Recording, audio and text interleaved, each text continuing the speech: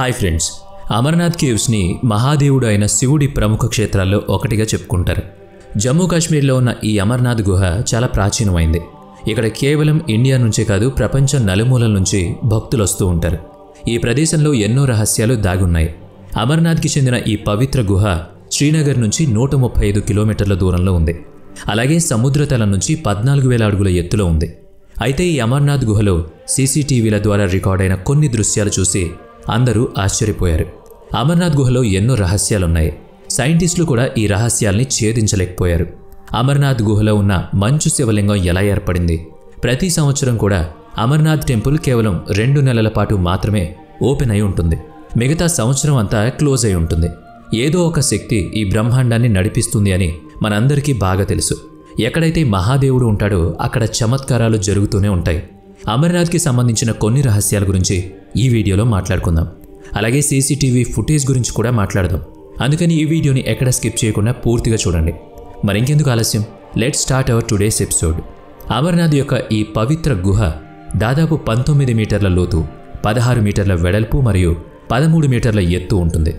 ఎవరైనా వ్యక్తి తన జీవితంలో ఒక్కసారైనా ఈ పుణ్యక్షేత్రాన్ని దర్శించుకుంటే తన ఆత్మ స్వర్గానికి వెళుతుంది అని అందరూ నమ్ముతారు.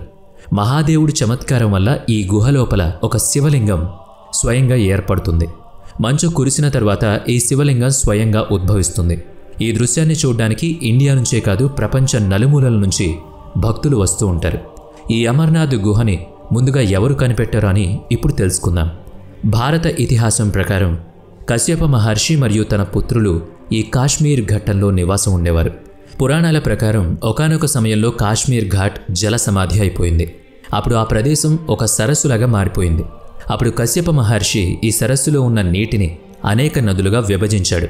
అదే సమయంలో భృగ మహర్షి హిమాలయ పర్వతాల యాత్రలో భాగంగా అటుగా వెళుతున్నాడు. అప్పుడే భృగ మహర్షి అమర్నాథ్ గుహని అలాగే మంచు శివలింగాన్ని మొట్టమొదటిసారి చూశారు. అలా అప్పటినుంచి ఈ ప్రదేశం ఒక పుణ్యక్షేత్రంగా మారిపోయింది. ఎందుకంటే మహాదేవుడు ఈ గుహలో తపస్సు చేశాడు. అలాగే ఇంకో కథ ప్రకారం భూటా మాలిక్ అనే ఒక ముస్లిం ఈ అమర్నాథ్ గుహని కనిపెట్టాడు అని చెప్తారు. ఈయన ఒకానొక రోజు తన మేకపిల్లను వెతుక్కుంటూ దారి తప్పి అడవి లోపలికి వెళ్ళిపోయాడు. అక్కడి నుంచి ఎటు వెళ్లాలో తెలియక ఒక చెట్టు కింద కూర్చునిపోయాడు. అప్పుడు ఒక సాధువు వచ్చి చిన్న కర్ర ముక్క ఇచ్చి ఆ వ్యక్తిని ఇంటికి వెళ్లేలా మార్గం చూపించాడు. ఆ వ్యక్తి ఇంటికి వెళ్ళగానే సాధువు ఇచ్చిన కర్ర ముక్క డైమండ్లా మారిపోయింది. అది చూసి ఆ వ్యక్తి ఆనందానికి అవధుల్లేవు. అప్పుడు ఆ వ్యక్తి అడవిలో ఉన్న ఆ ప్రదేశానికి మళ్ళీ వెళ్ళాడు. అప్పుడు ఆ ప్రదేశంలో సాధువు లేడు, కానీ అక్కడ ఒక శివలింగం ఉంది. అందుకే ఈ ప్రదేశానికి వచ్చిన వారికి మహాదేవుడు దర్శనం ఇస్తారు అని చెప్తారు. అసలు అమర్నాథ్ గుహ మంచు శివలింగంగా ఎలా తయారవుతుంది? ఈ గుహ యొక్క పరిధి దాదాపుగా 150 అడుగులు ఉంటుంది. దీనిపై నుంచి మంచు బిందువులు పడుతూ ఉంటాయి. ఈ విధంగా ఒక ప్రదేశంలో మంచు బిందువులు పడుతూ ఉండడం వల్ల 10 అడుగుల ఎత్తు ఉన్న శివలింగం ఏర్పడుతుంది. తర్వాత చంద్రబింబం తగ్గుతూ ఉన్న కొద్దీ ఈ మంచులింగం కూడా కరగడం మొదలవుతుంది. అలా చంద్రబింబం పూర్తిగా మాయమైన తరువాత ఈ శివలింగం కూడా పూర్తిగా కరిగిపోతుంది. మళ్ళీ చంద్రబింబం పెరుగుతూ ఉంటే అమర్నాథ్ గుహలో శివలింగం కూడా ఏర్పడుతూ ఉంటుంది. మూల అమర్నాథ్ శివలింగానికి కొన్ని అడుగుల దూరంలో గణేశుడు, భైరవుడు అలాగే పార్వతీదేవిల హిమఖండాలు ఏర్పడతాయి. అమర్నాథ్ గుహ దగ్గరే ఎన్నో చిన్న చిన్న గుహలున్నాయి. ఈ పుణ్యక్షేత్రం దగ్గరికి పూజల కోసం వచ్చిన భక్తులకు జంట పావురాలు కనిపిస్తాయి. ఈ జంట పావురాలనే శివపార్వతులుగా అక్కడ భక్తులు కొలుస్తారు.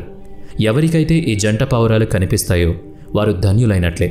అలాగే వారికి మోక్షం లభిస్తుంది అని భక్తుల నమ్మకం. సంవత్సరంలో 2 నెలలు మాత్రమే అమర్నాథ్ టెంపుల్ తెరిచి ఉంటుంది. మిగతా 10 నెలలు కూడా మూసుంటుంది. అసలు అమర్నాథ్లో ఈ మంచుతో శివలింగం ఎలా ఏర్పడుతుంది అనేది ఇప్పటి వరకు ఎవ్వరూ తెలుసుకోలేకపోయారు. ఈ రహస్యం గురించి కేవలం మహాదేవుడికే తెలుసుంటుంది. అసలు అమర్నాథ్ టెంపుల్ సంవత్సరంలో 10 నెలల పాటు ఎందుకు మూసేస్తారు? అలాగే మూసి ఉన్న సమయంలో గుహ లోపల ఎలా ఉంటుందో ఎవ్వరికి కూడా తెలీదు. రాఖీ పౌర్ణమి రోజు స్వయంగా మహాదేవుడు గుహలోకొచ్చి మంచు శివలింగానికి పూజలు చేస్తాడు అని అందరూ నమ్ముతారు. అమర్నాథ్ గుహ దాదాపుగా 5,000 సంవత్సరాల పురాతనమైంది అని ఆర్కియాలజిస్టుల పరిశోధనలో తేలింది. అంటే ఈ గుహ మహాభారత కాలానికి చెందిందై ఉంటుంది. కానీ ఈ పరిశోధనలో తప్పు ఉంది అని అనొచ్చు. ఎందుకంటే హిమాలయ పర్వతాలు కొన్ని లక్షల సంవత్సరాల పురాతనమైనవి. మేబీ 12 నుంచి 13,000 సంవత్సరాల ముందు ఈ గుహ నిర్మాణం జరిగి ఉంటుందని ఎక్స్పెక్ట్ చేస్తున్నారు. మహాభారత కాలం నుంచి అమర్నాథ్ యాత్ర గురించి చెప్పుకుంటున్నారు. బౌద్ధ కాలంలో కూడా అమర్నాథ్ యాత్ర గురించి మాట్లాడుకునేవాళ్ళు. ఎవరో ఒక వ్యక్తి అమర్నాథ్ గుహలో సీసీ కెమెరా పెట్టాడు అని యూట్యూబ్లో చెప్తూ ఉంటారు. అయితే ఇందులో ఎంత నిజం ఉంది? ముందుగా ఈ స్టోరీ గురించి తెలుసుకుందాం. ఆ వ్యక్తి పేరు మహేష్ అని అందరూ చెప్తున్నారు. ఆ వ్యక్తి అమర్నాథ్ గుహలో రహస్యంగా కెమెరా పెట్టాడు. ఎవరైనా చూస్తే చాలా ప్రాబ్లం అవుతుందని భయపడేవాడు. జూలై, ఆగస్టు నెలల్లో టెంపుల్ తెరిచి ఉంటుంది. అమర్నాథ్ టెంపుల్ని దర్శించుకోవడానికి ఈ 2 నెలల్లో భక్తులు విపరీతంగా వస్తారు. అలా చూస్తూ ఉండగానే టెంపుల్ మూతపడే సమయం వచ్చేసింది. మందిరం ఆవరణలో ఎంతోమంది సాధువులు ధ్యానం చేస్తున్నారు. మందిరం మూతపడే చివరి రోజున ఒక సాధువు గుహలోపలికి వెళ్ళిపోయాడు. మహేష్ సీసీటీవీ ద్వారా ఇదంతా గమనిస్తున్నాడు. మందిరం యొక్క ముఖ్య ద్వారం మూసివేసే సమయం వచ్చేసింది. వేల మంది భక్తులు దర్శనమయ్యాక తిరిగి వెళ్ళిపోతున్నారు. గుహలోపలికి వెళ్లిన సాధువు తిరిగి రాలేదు. మందిరం తలుపులు మూసివేయబడ్డాయి. సాధువు లోపల ఉన్న విషయం చెప్పి మందిరం పూజారితో ఆపాలి అని మహేష్ అనుకున్నాడు. కానీ ఎందుకొచ్చిన తలనొప్పి అని చెప్పలేదు. ఎందుకంటే సీసీటీవీ గురించి తెలిసిపోతుంది అని భయపడ్డాడు. అందుకే మహేష్ సైలెంట్గా గుహ లోపల జరుగుతున్న విషయాన్ని గమనించసాగాడు. మందిరం మూతపడిన 6 నెలల తర్వాత మహేష్ ఆ సాధువును మళ్లీ చూశాడు. ఆ సాధువు శివలింగంకి దగ్గరగా కూర్చుని ధ్యానం చేస్తున్నాడు. దాదాపు వారం రోజుల తరువాత ధ్యానంలో మునిగి ఉన్న సాధువు శరీరం నెమ్మదిగా తగ్గుతూ వస్తోంది. నీరు, ఆహారం తీసుకోకపోవడం వల్ల సాధువు బక్కచిక్కిపోతున్నాడు అని మహేష్ అనుకున్నాడు. కొన్ని నెలల తర్వాత అదే దృశ్యం కనిపిస్తూ వచ్చింది. దాదాపు 3 నెలల తర్వాత ధ్యానంలో ఉన్న సాధువు కాళ్ళు మాయమైపోయాయి. సాధువు గాల్లో కూర్చున్నట్లు మహేష్కి అనిపించింది. ఆ దృశ్యాన్ని చూసి మహేష్ ఆశ్చర్యానికి గురయ్యాడు. ధ్యానంలో ఉన్న సాధువు కాళ్ళు ఎలా మాయమైపోయాయి? అది అసలు ఎలా సాధ్యం అవుతుంది? ఈ ఆలోచనలతో మహేష్ బుర్ర నిండిపోయింది. దాదాపు 6 నెలల తరువాత చూసినప్పుడు సాధువు చేతులు కూడా మాయమైపోయాయి. ఆ దృశ్యాన్ని చూడడంతో మహేష్ ఆరోగ్యం దెబ్బతింది. అలా చూస్తూ ఉండగానే 10 నెలల సమయం గడిచింది. గుహలో ఉన్న సాధువు పూర్తిగా మాయమైపోయాడు. ఆశ్చర్యానికి గురైన మహేష్ మందిరం పూజారి దగ్గరకు వెళ్ళాడు. పూజారికి జరిగింది చెప్పాడు.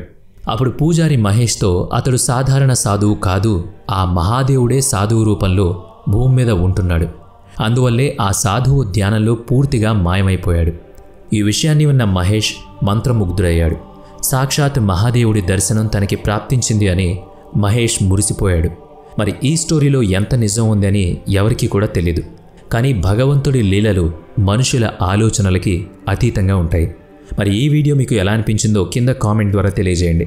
వీడియో నచ్చితే లైక్ చేయండి, షేర్ చేయండి. ఇలాంటి మరిన్ని వీడియోస్ కోసం మన ఛానల్ని సబ్స్క్రైబ్ చేసుకుని పక్కనే ఉన్న బెల్ ఐకాన్ని క్లిక్ చేయండి. నెక్స్ట్ వీడియోలో మళ్ళీ కలుద్దాం. Thanks for watching.